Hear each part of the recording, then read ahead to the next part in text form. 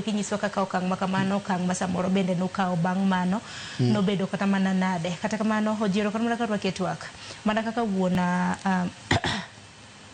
wuon Regan bende wacho meno ma ok en okang' mokwongo ma bende koro wawinjo ni Obila kawo ringre mano matero kata ne City Mortuary wacho Nairobi Funeral Home gi sani kaka iluonge nikech kata mana min Rex Masai bende nawacho ni nitie kata mana kaka risasi mana nitiere iwacho ni kinde mana wuodgi otho ne gineno ka gima nitiere risasi mana nitiere ringre mare te kinde mabede koro notere nyaka ikar kano ringre bang'e nok gineno kata mana risasi makamano dibed ni en temo umo maundu mabende timore kata utiku mathoth mabende Obila tiyo godo.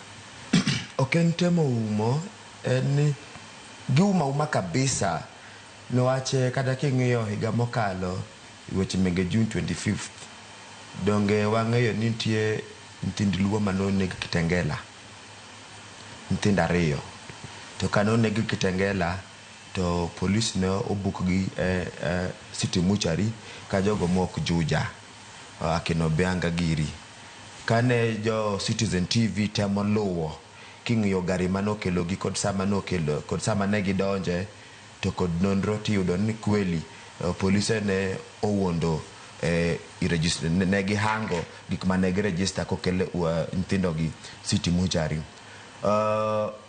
Kata sani bende nitie nyathi ma bende iluongo ni Alfred nitie Alfred bende mok Kibira Alfred Odhiambo bende olal nyaka kawuono pok onene mano chakre chieng' tarik 25. Yes nyaka kawuono pok onene to kane gilali maandamano madisi to nyawadgi ma bende ne olal oduogo dhi oyud Machakos kemoneg to keti i Mortuary Machakos koro ipenjo ni yawa ng'ama nen Kibira DC oneg nadi boyud mana i Mortuary Machakos obe jonyuol nese ome jonyuol odak mana Kianda miwacho kaeni 42 to ok en mana mago kende kata na king'iyo to mar Albert Ojwang donge ng'isi kaka polise gin wakoche kendo polise umo gik mang'eny ka giseneko kata mana king'iyo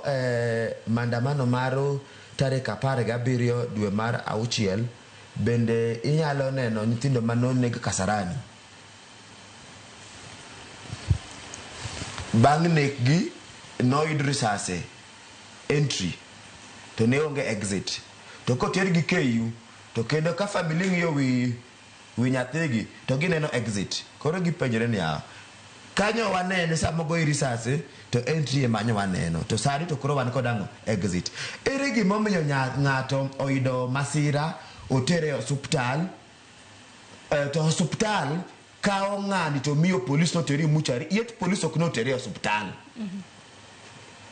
giyudo kanyo thuolo emomiyo wawacho ni polise tudre ahinya nyaka kod jo osiptal mondo gitim gilongo ni cover up gitimo cover up ka giwacho the cause of death gihango gihinyo ndiko City Mortuary kachande ni unknown tido ka ng'ato ne en kod kitambulisho mare kitambulisho no kosenegi tigole iwite mondo gichoch in flow of information police kendo chako wacho ni mada to gineko but gibuk nango mada wacho nyaka neno jok ma police onego maandamano to ginde kod accident mago gin gik malit ahinya to kata mna City Mortuary bende ipande bodies why unyalo manyo body City Mortuary for 1 week kara ng'ato nosekelu sotieno bo tudro ko jo City Mortuary bo pande idro mapiny koro kubiro tingiso manani but City mostly bodies gitero sotieno koro jogo matiyo City Mortuary kose collude kod police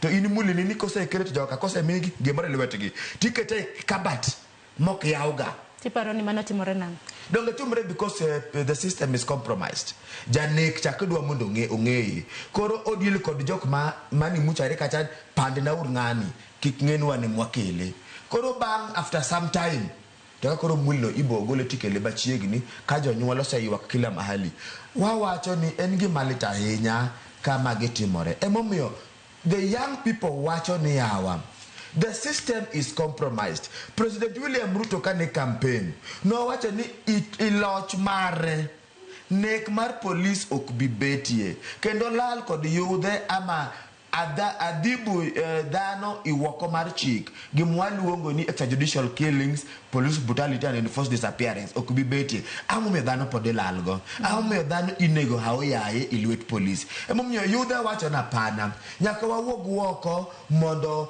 waked ratichwa to mondo wa stop mae. To kachako dhi mbele wawacho ni jogewa ma jotelo ma josiasa bende letwa down nyathiwa. Nwach kata mna king'iyo jotendwa mege siasa ok giwuog woko mondo ging'i what is the root cause. Root cause momiyo polise timore kamae ama sirikal timo kamae en ang'o? Ok gidwa luwo mano. Kwa mfano sani koro igoyo siasa ni lweny ma igoyo ni ok en lweny mar joluo. En gima lit ahinya niwach kech makayo yudhe ok kamana jakisi to ka jaluo. Kejno kayo jo Kenya tem. Nek mar polise matimore Albert Ojwang en wuod luo. Reagan men wuod jaduong' ni en wuod luo. Kendo nyithindo kata mna nyoro nyogol report ni rawera moro tho Bondo ipolisel.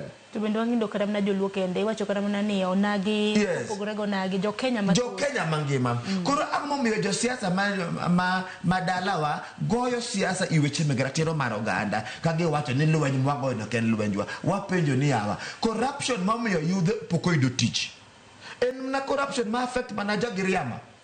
To kwa wacho ni corruption okwako nyaka county government ma pesa kochopo tiyako nderni close, osiptal onge kod yedh. Luo Nyanza osiptal tiyo maber ma yedho klal. To wachako kendo wawacho ni yawa weche mege impunity madho jogo mani office loso manaka kabolo wach kendo ok dew kata mna ng'iyo weche machando oganda. Jaluo ni en koro en sawa kabisa. Nwachinguso wane serikali kapenji ini ni serikali iwacho ni joluo te wane serikali ini ni serikali. Joluo ok ni serikali. To kata koponu wane serikali koro ratichwa koro lalgo koro wane serikali. Wan wawacho ni yawa ok watamo dhano mondo chiem. Joma chiemo to chiema. Joma ni tich ne midwaro. To kumano ok nyis ni jaduong' ni koro nyathini oneg. En koro ling. En koro kikolo sabot ratiche. Wawacho ni jotendwa ma josiasa wogure fuo ma untieno. Chung'uru kod ratiro mar oganda kaka jaluo osebet ka chung' ratiro mar oganda. Kata mna Raila Odinga osekedo mang'eny ahinya. To en koro jukumu mar rowere gi jok matindo mondo koro kaw toch mar kedo. Nwach kedo nyaka dhi mbele nyaka chieng' nwaoge pinyni. Ang'eni kwa dhi nyime gi chenro jire dwaro mar mondo mi jotelo rowere uked nang'o gitim nang'o. Dibede ni maandamano e kedo. Very good. Kedo nitie yore mopogore nyathiwa. Maandamano en achiel kuom keto. Ang'o dhano dhi maandamano.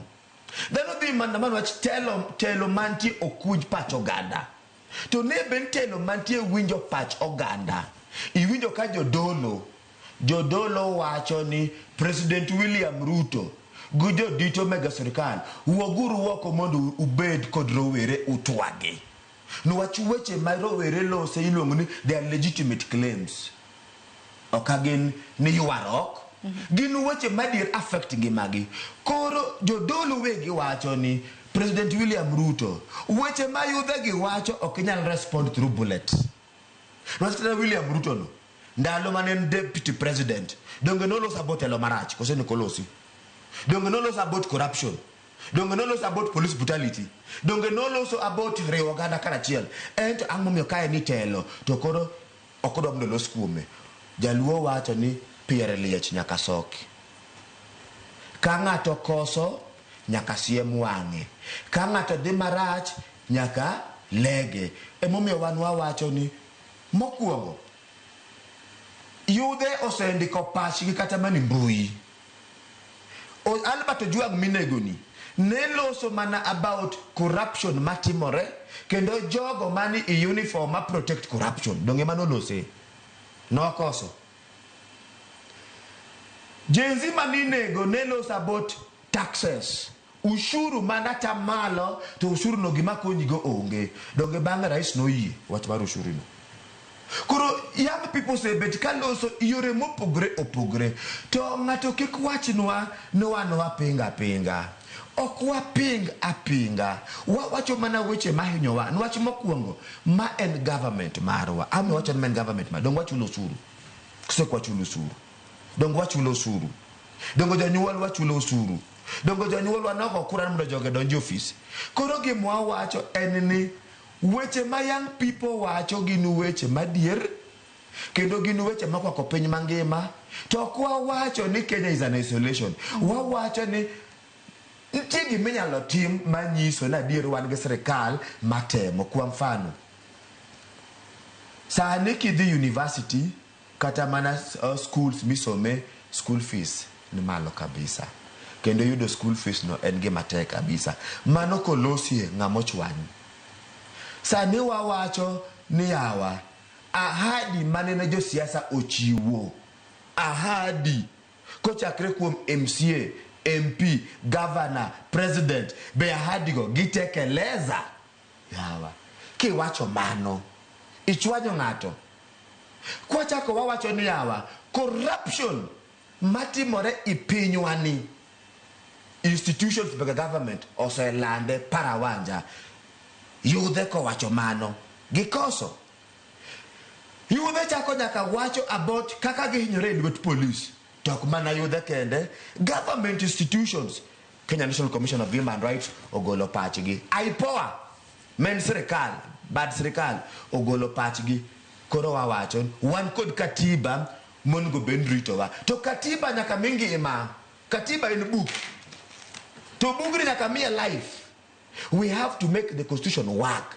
To kopo kata mana inyalo bet kod ot migero, but that ot cannot be a home. There's a difference between a building and a home. So yudhe mamiyo katiba ngima mondo okedine ng'ato ang'ata. Koro kaka young people wan feel ni josiasa e chanzo mar shida ma wa Kenya pitia. To kine ka polisi tibo wakamae Miso nigi yuro support kuom ng'ano, kuom the political class. Murkomen en jasiasa in the first place. Kapok nobet waziri ne en jasiasa. To josiasa kawuono maluo Nyanza kowuok bo wacho ni yawa ang'o maditum ni police service mondo ratiro mar oganda oriti. I am very sure ni ka gimakre kod all other elected leaders across the country wach mar police ni wabro deal go once and for all. To kata mna ining'eyo ni Ruto kanogo bade piny bo wacho ni awinjo ywak mar yudhe kendo abro lokora. From there bose lokore